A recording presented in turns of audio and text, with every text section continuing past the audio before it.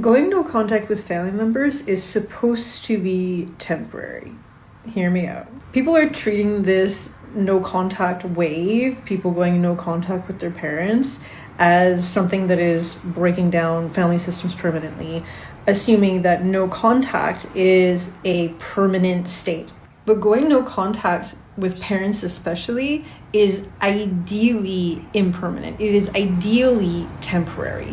What going no contact does is create the safety in order for you to heal from the developmental harm that's happened, and to distance yourself from an unhealthy relationship in order to change the way that you relate and to not have the aggravators around anymore. So the idea around creating that safety is that the person can then take responsibility for the lack of development that is the parent's fault.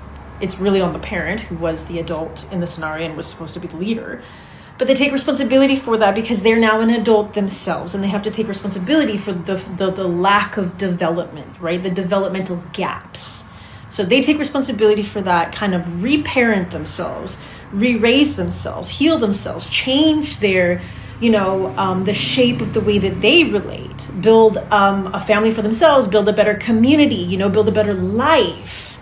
And then the idea is that, barring when there's physical abuse, that you can then go back and tolerate a relationship with someone who is not going to love you actively, who is not going to, respect and acknowledge you, and you don't feel triggered by it. You aren't super duper put out by it, and you're not super disappointed when that love and that acknowledgement and that respect doesn't show up. You're not expecting it. So you can tolerate, some semblance of a relationship with the person because you filled your cup elsewhere. This is not a breakdown of the family. This is the only way for some people, and that's up to them to decide whether it's the only way for them, to get the space that they need and the safety that they need in order to change their shape, the shape